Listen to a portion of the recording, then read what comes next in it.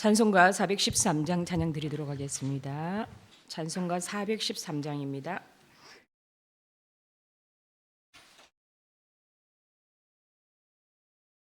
찬송가 413장입니다.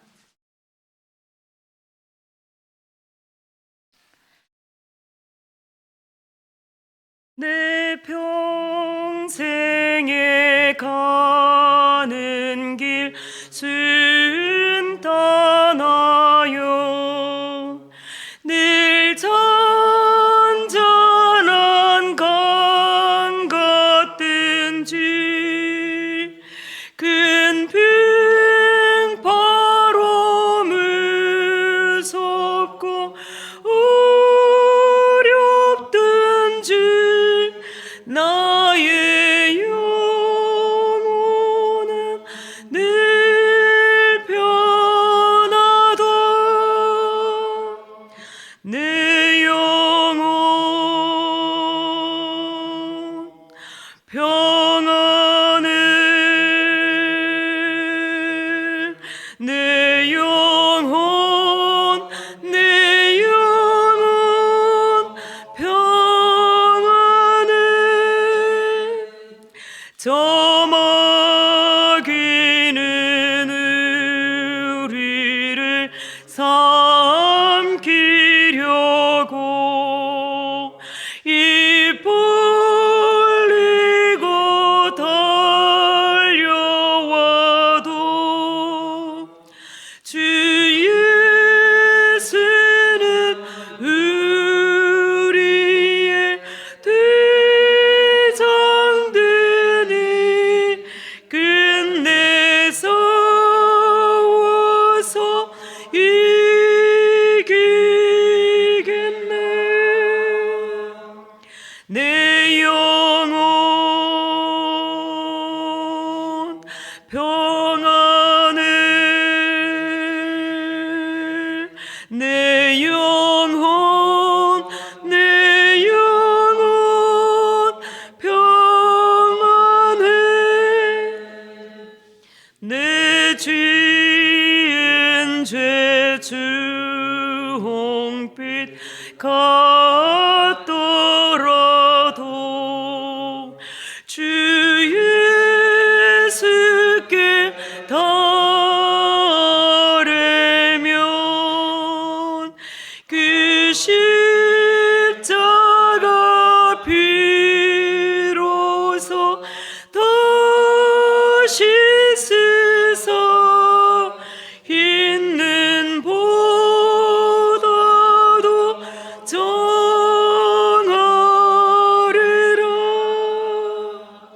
내 영혼 평안을 내 영혼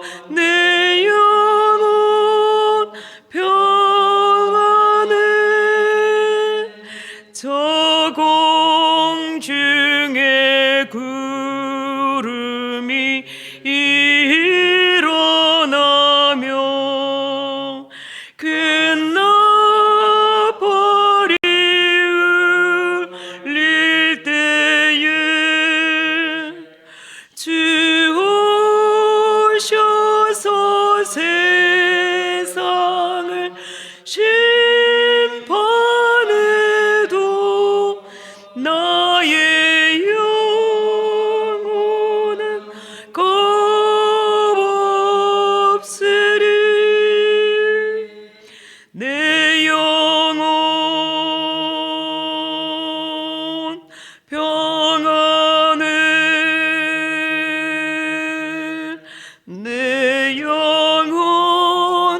내 영혼 평안을.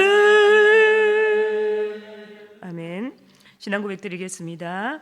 나는 전능하신 아버지 하나님 천지의 창조주를 믿습니다. 나는 그의 유일하신 아들 우리 주 예수 그리스도를 믿습니다. 그는 성령으로 잉태되어 동정녀 마리아에게서 나시고 본디오 빌라도에게 고난을 받아 십자가에 못 박혀 죽으시고 장사된 지 사흘 만에 죽은 자 가운데서 다시 살아나셨으며 하늘에 오르시어 전능하신 아버지 하나님 우편에 앉아 계시다가 거기로부터 살아있는 자와 죽은 자를 심판하러 오십니다. 나는 성령을 믿으며 거룩한 공교회와 성도의 교제와 죄를 용서받는 것과 몸의 부활과 영생을 믿습니다. 아멘. 오늘 하나님의 말씀은 창세기 42장 1절에서 17절 말씀입니다. 창세기 42장 1절에서 17절 말씀입니다. 한 절씩 교독하겠습니다. 그때 야곱이 애굽에 곡식이 있음을 보고 아들들에게 이르되 너희는 어찌하여 서로 바라보고 있느냐. 야곱이 또 이르되 내가 들은즉 저 애굽에 곡식이 있다 하니 너희는 그리로 가서 거기서 우리를 위하여 사오라. 그러면 우리가 살고 죽지 아니하리라 하매. 요셉의 형 10사람이 애굽에서 곡식을 사려고 내려갔으나 야곱이 요셉의 아우 베냐민은 그의 형들과 함께 보내지 아니하였으니 이는 그의 생각에 재난이 그에게 미칠까 두려워함이었더라. 이스라엘의 아들들이 양식 사러 간 자 중에 있으니 가나안 땅에 기근이 있음이라. 때에 요셉이 나라의 총리로서 그 땅 모든 백성에게 곡식을 팔더니 요셉의 형들이 와서 그 앞에서 땅에 엎드려 절하매. 요셉이 보고 형들인 줄을 아나 모르는 체하고 엄한 소리로 그들에게 말하여 이르되 너희가 어디서 왔느냐. 그들이 이르되 곡식을 사려고 가나안에서 왔나이다. 요셉은 그의 형들을 알아보았으나 그들은 요셉을 알아보지 못하더라. 요셉이 그들에게 대하여 꾼 꿈을 생각하고 그들에게 이르되 너희는 정탐꾼들이라 이 나라의 틈을 엿보려고 왔느니라. 그들이 그에게 이르되 내 주여 아니니이다. 당신의 종들은 곡물을 사러 왔나이다. 우리는 다 한 사람의 아들들로서 확실한 자들이니 당신의 종들은 정탐꾼이 아니니이다. 요셉이 그들에게 이르되 아니라 너희가 이 나라의 틈을 엿보러 왔느니라. 그들이 이르되 당신의 종 우리들은 12형제로서 가나안 땅 한 사람의 아들들이라. 막내 아들은 우리 오늘 아버지와 함께 있고 또 하나는 없어졌나이다. 요셉이 그들에게 이르되 내가 너희에게 이르기를 너희는 정탐꾼이라 한 말이 이것이니라. 너희는 이같이 하여 너희 진실함을 증명할 것이라. 바로의 생명으로 맹세하노니 너희 막내 아우가 여기 오지 아니하면 너희가 여기서 나가지 못하리라. 너희 중 하나를 보내어 너희 아우를 데려오게 하고 너희는 갇혀 있으라. 내가 너희의 말을 시험하여 너희 중에 진실이 있는지 보리라. 바로의 생명으로 맹세하노니 그리하지 아니하면 너희는 과연 정탐꾼이니라 하고 그들을 다 함께 함께 3일을 거두었더라. 가두었더라. 아멘. 오늘 말씀은 기근 속에 시작된 회복이라는 단어를 가지고 함께 말씀을 나눠보도록 하겠습니다. 기근으로 인해서 애굽으로 이제 식량을 구하러 간 요셉의 형님들이 요셉과 드디어 상봉하는 장면, 오늘 말씀입니다. 오늘 말씀 속에서 요셉이 오래전 꿈꾸었던 그 꿈이 20년이 지난 후에 드디어 이루어지는 그 현장을 우리가 보게 됩니다. 과거 꿈을 통해서 요셉에게 보여주신 하나님의 뜻이 이루어지게 된 것이고, 또 요셉의 꿈에서처럼 7년의 풍년과 7년의 기근을 통해서 야곱의 가족을 애굽으로 이주시켜서 아브라함과 맺은 그 언약을 이루시려는 하나님의 섭리를 오늘 보게 됩니다. 41장 마지막 말씀을 보면은 57절에 각국 백성도 양식을 사려고 애굽으로 들어와 요셉에게 이르렀으니 기근이 온 세상에 심함이었더라. 이렇게 말씀합니다. 오늘 사건은 요셉이 꿈을 해석한 대로 시작된 흉년이 원인인데 그동안의 모든 풍년을 잊어버릴 정도로 아주 극심한 이렇게 흉년이 찾아오게 됩니다. 온 세상의 기근으로 야곱과 그의 가족들이 살고 있는 가나안 땅에도 이렇게 먹을 것이 없을 정도로 기근이 왔습니다. 요셉이 총리직에 오른 지 8년쯤 되던 해이죠. 즉 7년 대풍년 기간이 끝나고 흉년이 이전에도 없었을 만큼 정도로 심한 그때인데, 이때 야곱의 나이가 129세라는 나이가 되었습니다. 다행히 들리는 소리에 의하면 애굽에 곡식이 있다고 합니다. 그래서 마냥 손만 놓고 있을 수 없었던 이 야곱이 아들들에게 말을 하게 되죠. 1절과 2절 말씀해 보면 그때 야곱이 애굽에 곡식이 있음을 보고 아들들에게 이르되 너희는 어찌하여 서로 바라보고 있느냐. 야곱이 또 이르되 내가 들은즉 저 애굽에 곡식이 있다 하니 너희는 그리로 가서 거기서 우리를 위하여 사오라. 그러면 우리가 살고 죽지 아니하리라 라고 말씀합니다. 1절에 야곱은 애굽에 곡식이 있음을 보았는데 아들들은 그저 서로 바라만 보고 있습니다. 말하자면 즉 광범위한 지역에 걸쳐서 장기간 발생한 이 대가뭄에서 넋을 잃고 아무 대책도 강구하지 않는 아들들을 아주 심하게 책망을 하고 있는 것입니다. 왜냐하면 자신들이 20년 전에 동생 요셉을 애굽에 팔았기 때문에 그곳에 가기를 주저할 수밖에 없었을 것입니다. 고대 사회에서 가나안에서 이 애굽으로 가는 길은 그리 쉬운 일은 아니죠. 야곱이 살았던 헤브론에서 애굽까지 약 400km나 되는 아주 장거리 여행입니다. 장거리 여행 중에서 아주 많은 위험들이 도사리고 있지요. 아마 그런 상황에서 어쩔 수 없이 이 생명을 위협할 정도로 매우 심각한 이런 상황에서 아마 형들이 가기를 망설였습니다. 70명이라는 많은 가족들을 먹이 살리기 위해서는 어쩔 수 없이 가야 되는 그런 상황에 처했었던 것이죠. 그러나 오히려 이들이 처한 이 어려움은 하나님께서 이스라엘을 향해 가지고 계시는 큰 계획과 또 하나님의 놀라운 섭리의 짧은 시작이었습니다. 이들이 처한 어려움을 통해서 택한 백성을 애굽으로 옮기시고 그곳에서 큰 민족을 이루어서 다시 가나안 땅으로 인도하심으로써 하나님의 약속을 이루시고 마침내는 인류의 구원이라는 큰 역사의 큰 강줄기를 이어가시려는 큰 계획의 하나님의 일부였던 것입니다. 야곱이 다시 한번 그들을 재촉하자 비로소 아들들은 애굽으로 떠나게 되는데요. 야곱은 애굽에 곡식이 있다는 그 소식에 10명의 아들들 그곳에 곡식을 사오라 명하면서 가장 사랑했던 아내 라헬의 두 아들 중에 요셉을 잃은 상태죠. 베냐민만 잃을까 봐 염려하여서 그를 보내지 않습니다. 아마 이 야곱은 요셉에 대한 사랑까지 아마 베냐민에게 쏟았을 것입니다. 20년 전에 요셉을 특별히 사랑하면서 그에게 채색옷을 입히면서 편애했던 그 야곱이 이제 베냐민을 향해서 그 편애적인 사랑을 하고 있는 것입니다. 지금 이 당시 베냐민의 나이가 아마 약 25세에서 약 30세라는 됐을 거라고 이렇게 신학자들이 말을 합니다. 그렇게 어린아이가 아니건만은 야곱에게 베냐민은 늘 돌보아야 하는 품 안의 아기였던 것이죠. 이것은 지극한 인간의 사랑이었습니다. 여기서 주목할 만한 단어가 있는데요. 4절 말씀에 보면 이는 그의 생각에 재난이 그에게 미칠까 두려워함이었더라 라는 단어입니다. 그의 생각에, 나의 생각에 정말 우리는 이 함정에 빠질 때가 정말 많지요. 내 생각에는 이것은 믿음으로 우리가 보기가 참 힘들죠. 인간적인 생각과 연민은 하나님을 온전히 신뢰할 수 없도록 만들 때가 많이 있습니다.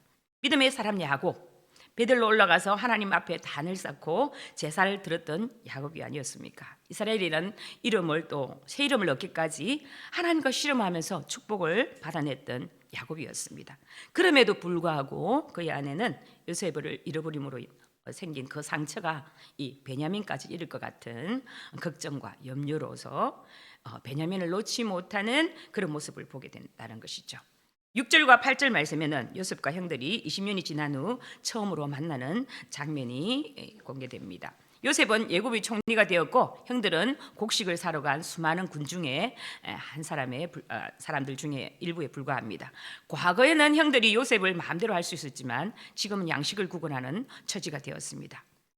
어린 요셉이 이제 어른이 되었고 죽었을 것이라 생각했던 요셉이 이제 형들을 전혀 알아보지 못했지만 요셉은 단번에 형들을 알아보았습니다.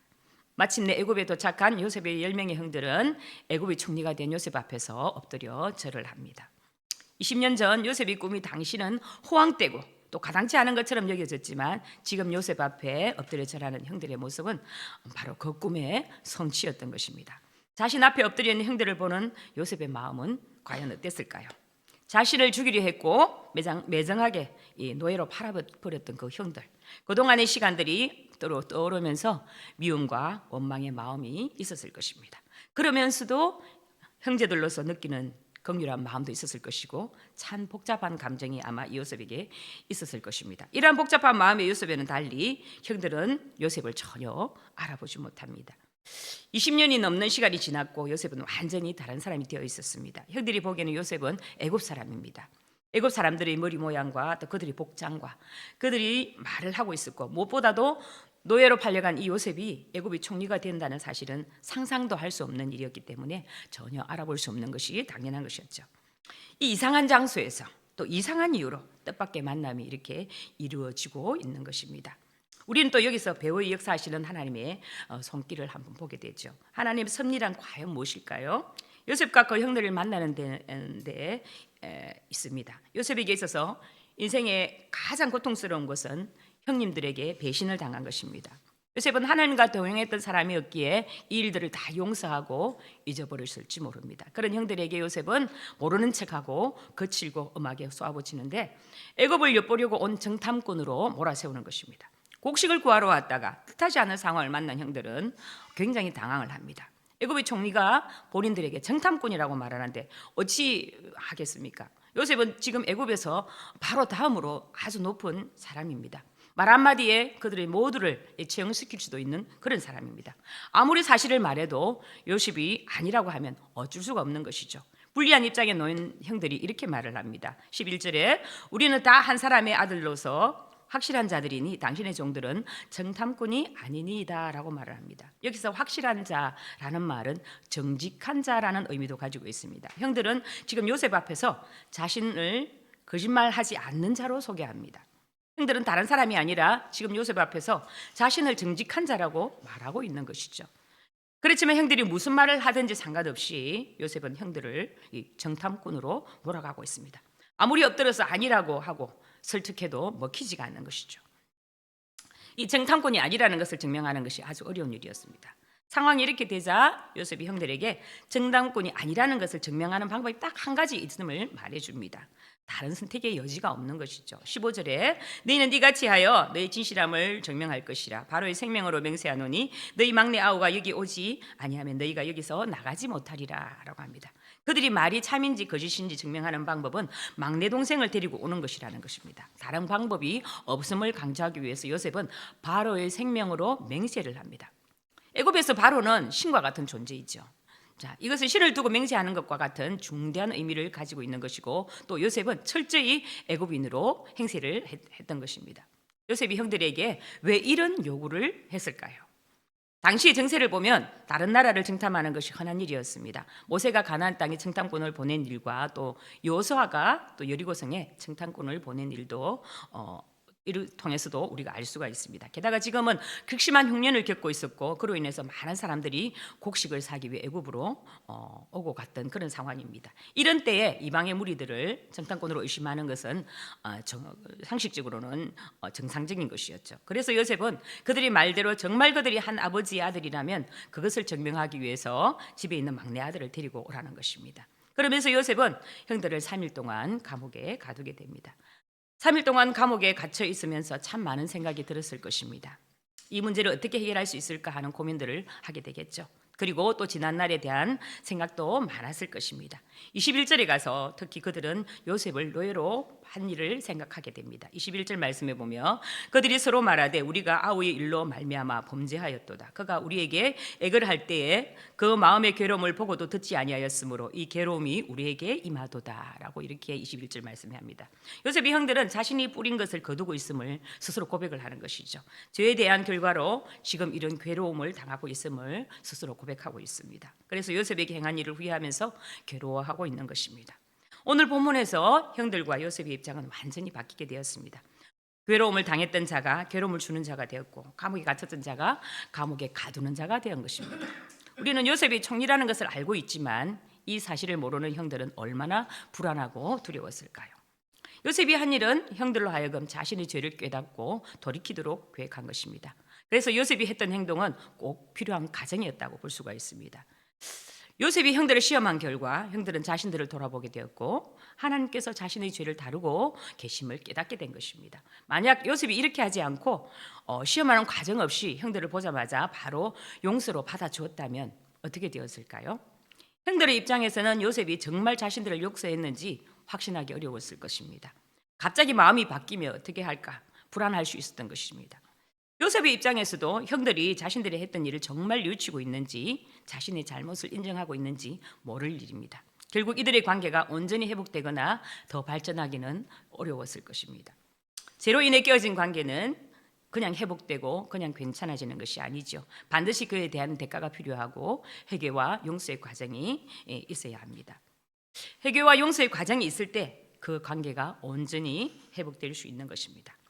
이것은 하나님과 우리의 관계에서도 동일하게 이해될 수가 있습니다. 그래서 예수님이 그 모든 대가를 치르셨고 우리가 해감으로 돌이킬 때 하나님의 용서하심을 우리가 온전히 이렇게 누릴 수가 있게 된 것이죠.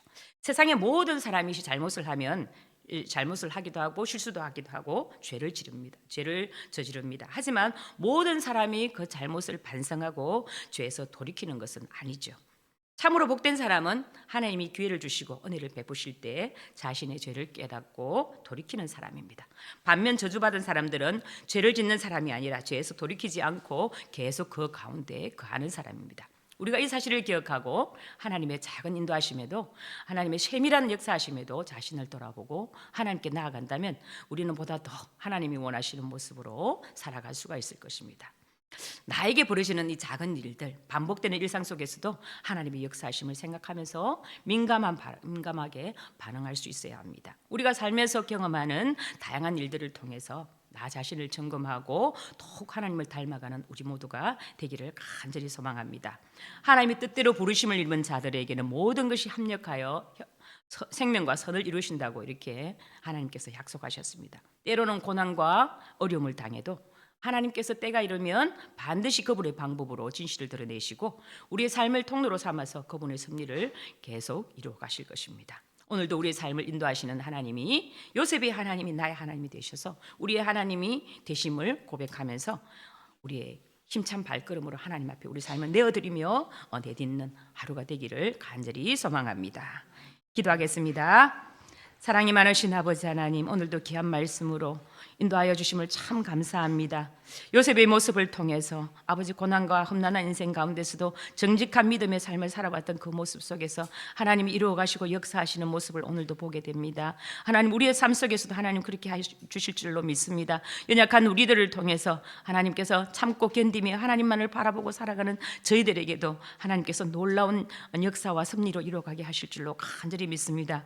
하나님의 뜻대로 부르심을 입은 자들에게 모든 것을 합력하여 선을 이루어내시는 신실한 하나님의 약속을 오늘도 우리 사랑하는 성도들이 함께 간절히 붙들기를 원합니다. 오늘의 말씀 속에 요셉처럼 자신을 노예로 팔아버렸던 형들을 용서하고 긍휼한 마음이 그 속에 있게 하심으로써 온전한 하나님의 계획을 이루어갔던 그 모습을 우리도 닮아가기를 원합니다. 우리는 그리스도의 은혜로 말미암아서 모든 죄를 용서받았고 구원의 은혜를 입었습니다. 그러나 아직 우리의 모습 속에 죄성이 아직 많이 남아 있습니다. 시기와 질투와 미움 속에 우리 삶을 방치하고 말씀을 거부도 비추어 살아가지 못하는 미련하고 우둔한 저희들을 말씀으로 깨닫는 지혜와 은혜를 부어주셔서 날마다 주님 발 앞에 나의 죄악을 내려놓음으로 내 삶을 늘 돌아보는 은혜를 더하여 주시옵소서.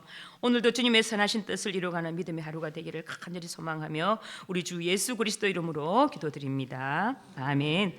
하늘에 계신 우리 아버지, 아버지의 이름을 거룩하게 하시며 아버지의 나라가 오게 하시며 아버지의 뜻이 하늘에서와 같이 땅에서도 이루어지게 하소서. 오늘 우리에게 일용할 양식을 주시고 우리가 우리에게 잘못한 사람을 용서하여 준 것 같이 우리 죄를 용서하여 주시고 우리를 시험에 빠지지 않게 하시고 악에서 구하소서. 나라와 권능과 영광이 영원히 아버지의 것입니다. 아멘. 오늘 기도 제목을 함께 나누겠습니다. 주일 예배와 자녀들을 위해서 함께 기도하겠습니다. 전 성도가 주일 성수하며 예배를 통해서 하나님의 임재를 경험하도록 예배를 인도하는 사역자와 찬양대 봉사자들이 즐거이 헌신하는 주일이 되도록 매주 등록하는 인원이 많아지고 새가족이 성장하고 소그룹 목장에 잘 정착하도록 또 수험생과 취업준비생들과 군복무에 타지에 있는 자녀들을 강건하게 지켜주시도록 또 미취학 아동들과 영아들의 건강과 지혜를 주시도록 결혼 정정에 있는 청년들에게 배우자를 허락하시고 결혼 후 자녀들을 가지기 원하는 가정의 태문을 열어주게 하시고 건강한 출산을 하도록 또 우리 육체의 질병을 갖고 있는 성도들을 위해 기도합니다. 수술 후 회복을 기다리는 성도와 수술을 기다리는 성도들이 있습니다. 또 간절히 낫고자 소망하는 우리 성도가 있습니다. 하나님께서 만져주시고 치유하여 주시도록 주여 외치고 함께 기도하겠습니다. 주여